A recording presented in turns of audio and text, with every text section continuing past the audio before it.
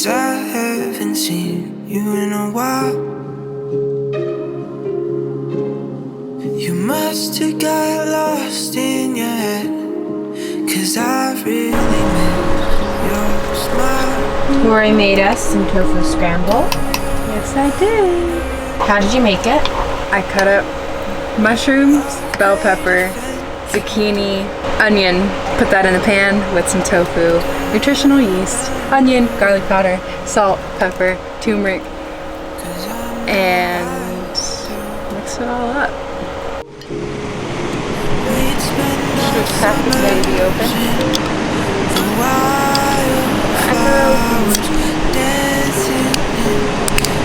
It sucks.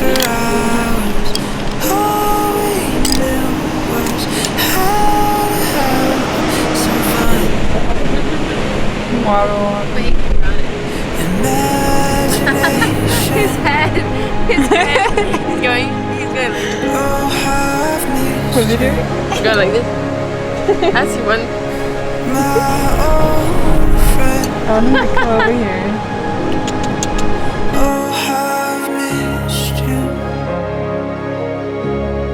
Cause we spent our summers skipping stones for hours. As you guys know, Zeus recently passed away, and for a while after he passed away, Tori and I grieved a lot, and we really didn't even get out of bed or cook for ourselves or do any dishes or clean the van. And I honestly don't have any footage from this time because I was way too depressed to even film. But slowly we started to pick up the pieces and we started to cook again, which I think is a big thing that generally brings me joy. And it was a great practice to get back into and to show up for myself in this time of grief and mourning. We also started spending more time in nature and just smiling again and allowing ourselves to be happy. Is this a recording? I love you. I love you too.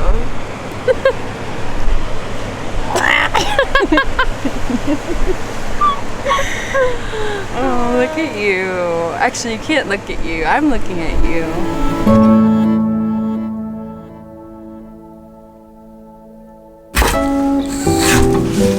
Do you have to wait for the rice to like really fully cool down? Typically? I just don't. Oh, okay, then good. Shake. So good. I don't care if it's not perfect.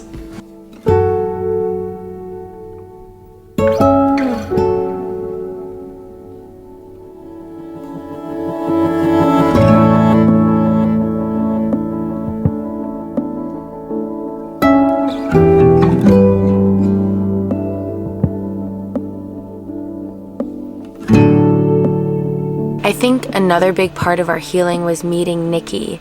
Nikki is a friend that I met in San Francisco. We did some activism, some animal rights activism together. She's a total badass. She's been arrested for animal rights. She advocates so beautifully for it, and she's so convicted in her beliefs. And I think being around her and being around people so like-minded really helped with this process of healing and just cooking together and spending time together, and it was really quite magical. The very first night we hung out with Nikki, we made sushi.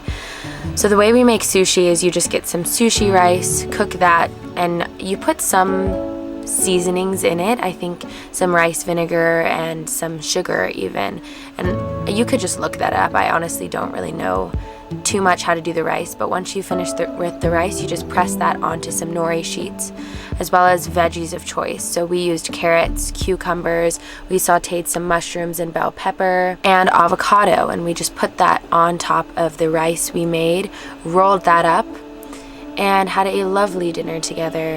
And that was kind of the beginning of the week of healing. Sharpen them? Yeah, do you not do that? That's not even the size that gets used. Yeah, but just so there's no splinters, I just. Oh, wow. I didn't even know that was a. Well, I don't know actually. It's like a habit type of thing. That's interesting. I love sushi.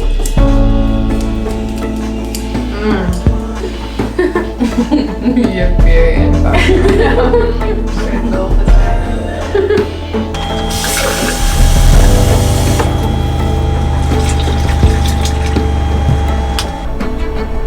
What are you doing right now? I'm selling Zeus's birdcage on Facebook Marketplace, and I'm looking at how to make handmade sound fancy.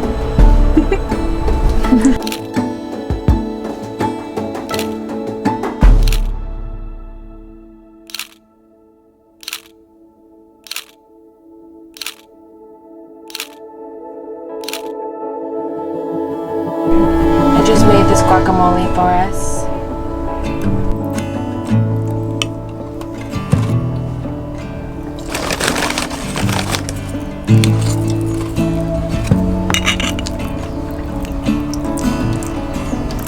New pillows for the van. This is the first one. It's really cute. I love that. And then this is the second one. Wow. It's an eyeball. And then the third one is this. And we just got it at this little shop in Encinitas, California. And so it's gonna look like this. Right now we just got back from the laundromat, so our bedding like isn't here, but I'm so excited. It's so cute. They're perfect. It's gonna look so cute when it's all made up. It is.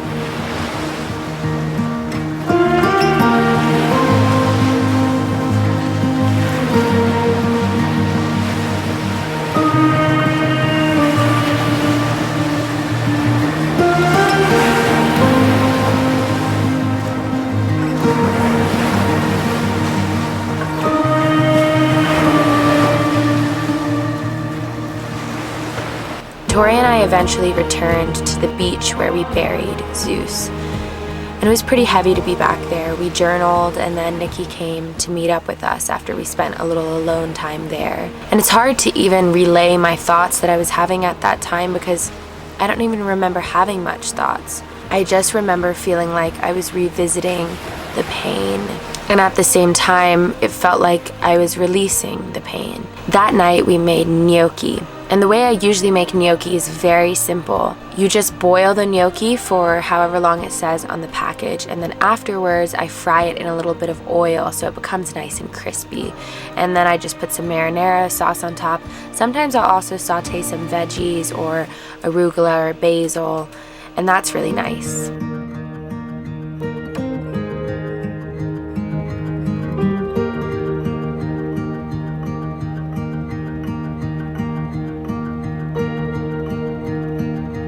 There's so many that I love. This that just are in. so hard. But I feel like Brussels sprouts. Oh, that's a low-key. funky I know answer. that was unexpected. What's your favorite? Zucchini.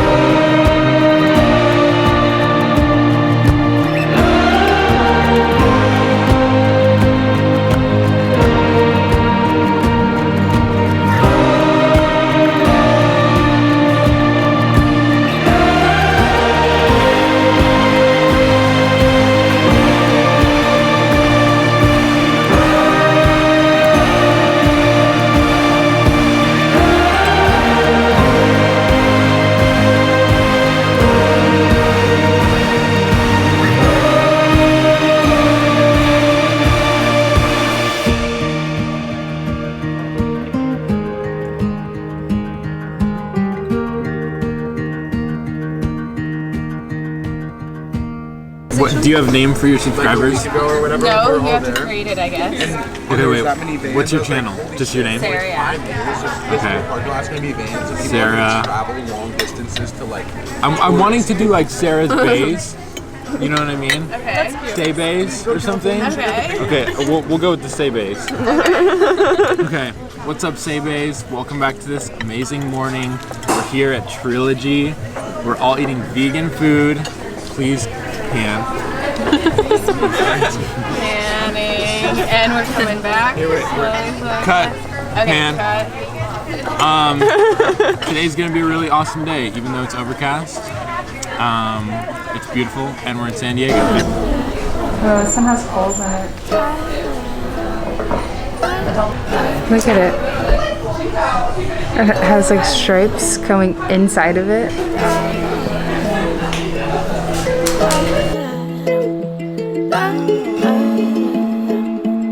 Right, you guys have whatever you want in the fridge. Thank you. So we can make them all the same way, so there are no surprises. Or if you make one custom, then you're gonna lose it in the pot. I don't know how you're gonna figure out which one was yours. But there's potato, serrano chili. This is chopped tomatillo, black beans, and then we'll get some cheese.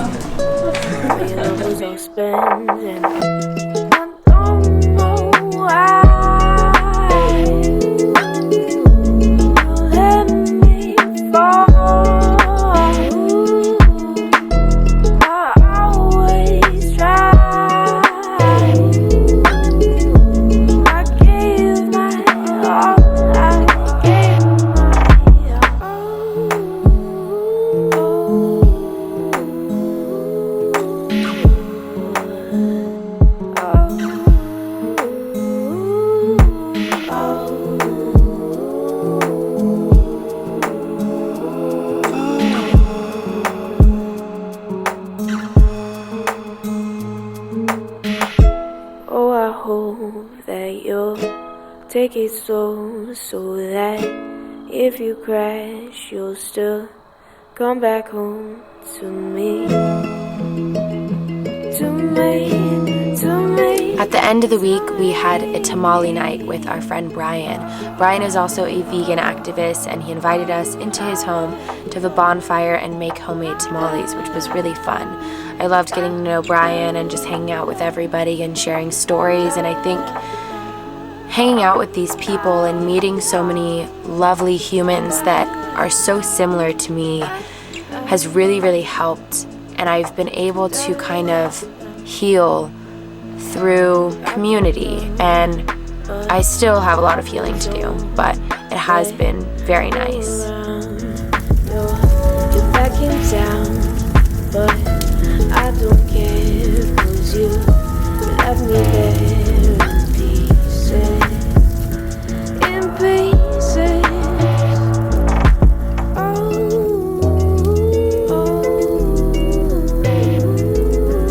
I just asked everybody on Instagram for some questions, and so I thought I would answer them because I feel like I haven't answered questions in a long time. Madsker says, where do you see yourself settling down in the future? I honestly have no clue where I see myself settling down, and I think that's the beauty of living in a van. Is I think obviously I'm just living in the moment and I'm seeing where the world takes me, but another part is I'm getting to know different pieces of land in different states and what I like about different places and what I value in a home or an environment. So when the time comes and I do want to settle down and I do want a home, I feel like I will have explored enough to really know what's the best fit for me. Okay, Nicole Ann Dime, she asked two really good questions and I'll answer both of them.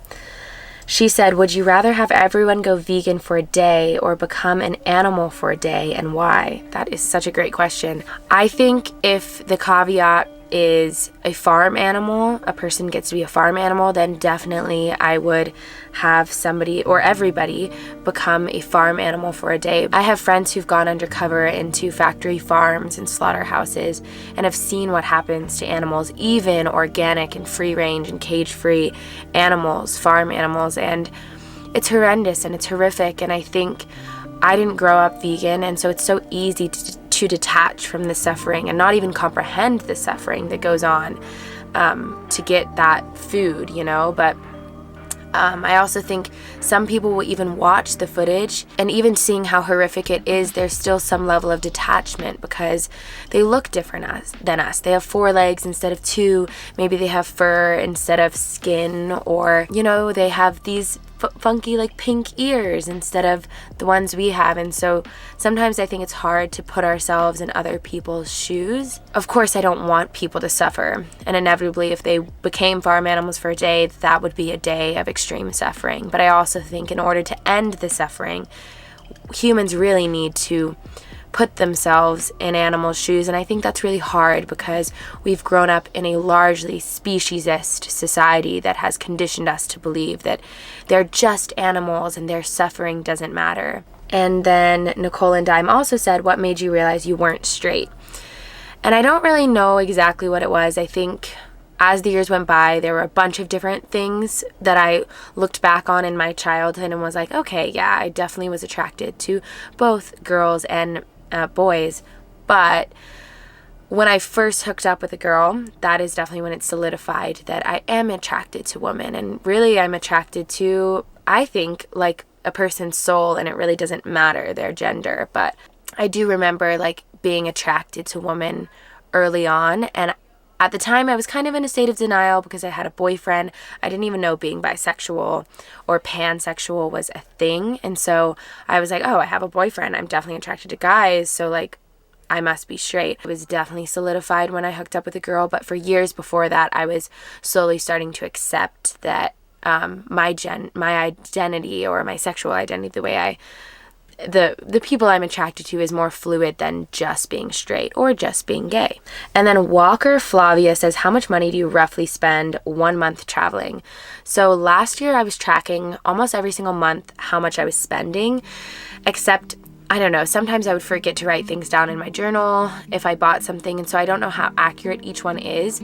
I remember 1 month in my journal, it said that I spent only $600, and that was a month when I was quarantining. It was the beginning of everything, and so I wasn't leaving, I wasn't spending money on gas, and I was just buying produce, really. I don't know how accurate that is, or if I forgot to write down a grocery bill, but I would say that my average is probably $1,000 or $2,000. And then YXNXLX says, what do you do for monthly income? So this has differed since I've gone on the road, and it's differed throughout my life. I've worked at rock climbing gyms, I've worked at a therapy center for autistic kids, and I worked at a restaurant as a hostess as well. But when I first got on the road, I was selling paintings in the beginning. I worked intermittently at some farms, and I sold some jewelry as well. Now I'm making money off YouTube, and I'm also making money off sponsorships that I choose selectively. I have some affiliate links like on my website where I get a commission from those links, but I'm not making a ton off that. And I'm also selling jewelry on my website. Somebody else said, how do you decide where to go? Yeah, I keep things pretty open-ended, and if I meet somebody and they're like, oh, I'm going to Colorado to this hot spring and I want to go, then I go. And I have some things in mind of places I want to go. So, like, I don't know, I really want to go to Wyoming. I want to go to the Tetons. And so sometimes I'll create a general plan. And right now for the next year, I do have a general plan, but I allow so much room for that to change. And I really like doing it that way because I think I've experienced so many beautiful things that I wouldn't have experienced if I planned more rigidly. Like, for example, being in San Diego was not in the plans this year, but I spontaneously went because my friend Abby invited me, and then I had such a great time. The only thing that I really have a rigid plan for is like van festivals, like van events. I'm going to an animal liberation conference. It's like an activist event that I have a ticket for, so anything with the ticket I have in a more rigid plan. And I also have a plane ticket to Costa Rica in a couple weeks, and so that is more rigid as well. Another Zillennial said, if you could redo your van build, would you change anything layout wise? I don't think so. I mean, I think there's pros and cons to every build. Right now I'm really satisfied with my build, and I just can't even imagine redoing it because I already did some renovations in Texas, and I feel like I have more than I could ever imagine or want. I have every amenity. It's so luxurious to me. I mean, it's pretty crazy, and so yeah, I feel really satisfied with my build, and I feel really happy with it. I think Possibly one thing I would do is have less windows because I lose any insulation ability. And with that, it narrows in my, I don't know, comfortability of being in extreme cold or warm climates. So possibly that would be a factor. But Andrea Toman said, how did you reconnect with yourself after your breakup? So if you guys didn't know, I broke up with my ex, like, I don't know how long it's been. I feel like it's been a while now, like half a year, maybe closer to a year. I don't really know. It was rough for a while there. I returned to some campsites that I was with her at, and I think that was really painful, but was a really important part of the healing process. And it's almost like how I returned to that beach where I buried Zeus. And it was also really painful, but it was so important for me, I think, to feel all those emotions and go there and, I don't know, like really not bury down that pain, but allow it all to be felt and experienced, because grief and pain is so natural, especially after a breakup or losing, like Zeus, or losing a loved one. I think it is very natural, and I used to really deny those feelings, and I used to not cry a lot at all. And I think the last few years I've been allowing myself to cry more. And so I really allowed myself to cry a lot after my breakup. And I also tried to reground and do the things I loved, and like, I don't know, just focus on my own self and rebuilding, I don't know, trusting myself again, because for a long time we were doing things as a pair, and now it's like coming back into my own power, really building a life on the road for myself. And so I think that's one of my goals this time around, is like really building my own life on the road and my own community on the road, separate from what I had built with her. So I think I'm doing a great job with that, and I feel really, really satisfied and so happy. And I'm at a place where I honestly feel like I've done the majority of the healing that I felt like I needed to after that breakup, and I just feel really, really happy. What age were you when you first decided you wanted to pursue van life? I honestly feel like I always wanted to do something like van life, but I just never even understood what it was, and it never came onto my radar until later on, until maybe I was about like 20 or so. But I always traveled, and I always wanted to travel, and I always wanted to have enough time to do art, and I never wanted a 9-to-5 job. And like, even when I was a kid, I was winning awards for like best artist, and this was just always my personality. I think when I was in college, I really started realizing like I wanted to do something nomadic, like really full time, because I started traveling in a Honda Accord, and I'd go to different national parks and I would just camp in tents. And then later on I did that in a Suburban, just like a 1997 Chevrolet Suburban. That was my old family's car. And so I started, I don't know, like tapping into this version and this way of life, and realizing I really wanted to do that. And then when I came across van life and people like renovating vans more luxuriously, that just clicked. I was like, oh my God, this is exactly what I need to do. And it's also really sustainable, versus like traveling in a Honda Accord was pretty rough. Like, I don't think I could do that full time, you know. Nate said, how are you dealing with both Zeus passing and the heartbreak from your breakup, or maybe just the heartbreak from Zeus passing? I went to the beach the other day, and I just thought a lot about him. I was seeing a lot of birds, and I feel like I was seeing a lot of signs from him, and I thought that with time I would start to like understand the reason for Zeus passing, and not the reason, but you know how like everything happens for a reason. And like, I thought I'd just find some peace with it as I spent more time in nature. And I think I felt a little disappointed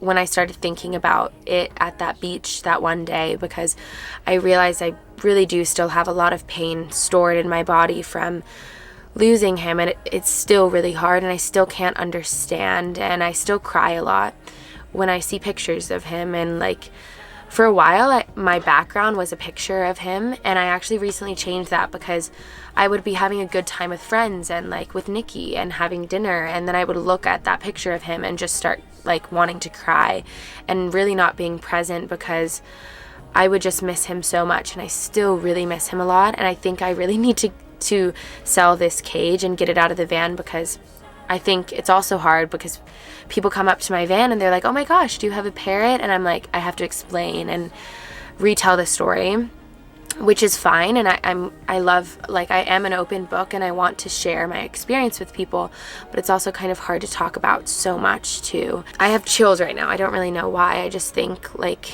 it has been a heavy experience and I am moving through it and I feel good about it, but there's still a lot of pain that I acknowledge and I notice and I observe in my body that every time I think of it, I just feel it so deeply. But I'm doing overall good and I'm just healing. Vera Galaxy says, have you considered adopting another bird after Zeus's passing? So yeah, I recently went to a sanctuary and it was just like a vegan sanctuary and the owners were so sweet and they reached out to me and they actually said they need a lot of parrot fosters and like they would love to connect me to parrots. And like, I honestly, not right now. Like I think if anything were to happen to an animal under my care for the next several years, I think it would be really, really hard for me to ever heal from that. And I would need like serious therapy or something. On one hand, I love taking care of animals and I love building a bond with animals and I feel so connected. I just don't think I'm ready yet. And I think I still need time, and I think I'm going to sell Zeus's bird cage and like just travel and enjoy the company of my friends who have dogs and companion animals. But right now I just don't feel ready to even open up the door for the potential of another heartbreak right now, because I just still haven't healed from Zeus yet. And then Vera Galaxy says, how is it seeing your ex again after a long time? So yeah, some people have been like following my journey enough to know who my ex is and know that I recently ran into her, because like the van life community can be small. I feel really good about it. I think I expressed my boundaries and in a way that was really productive and helpful for myself and for her. It was really good, and like we caught up and it was very amicable, and yeah, I honestly felt good about it, and I do feel really good about it. Wumbo said, what jobs do you recommend for someone who wants to do van life but not be an influencer? This is such a great question, because I feel like somebody just asked me this the other day in person, just how it seems like so many van lifers also want to be influencers or like want to do something on social media.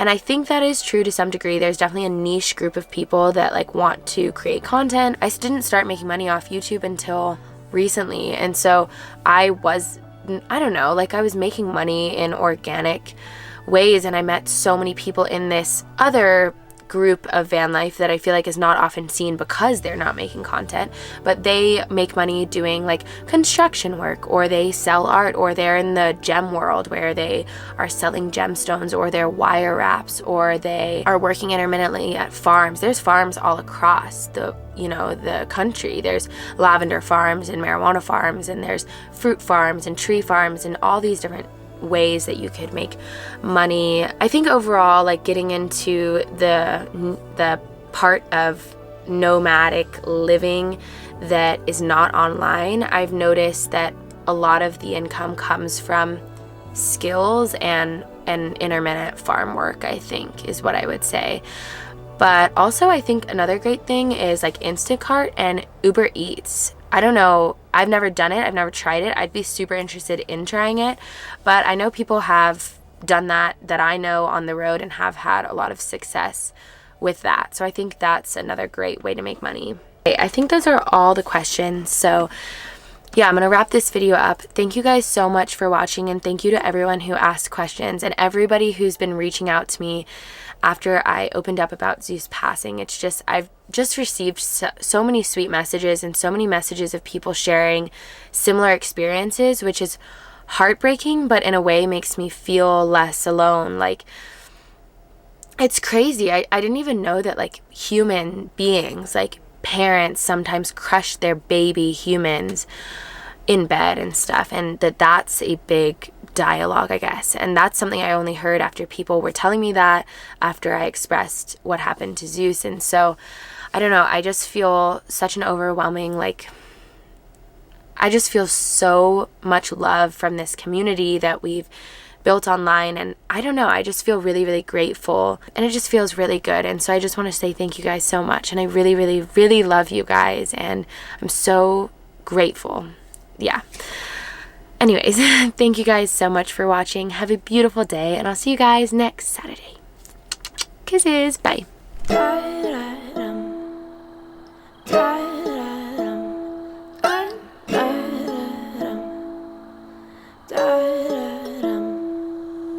Da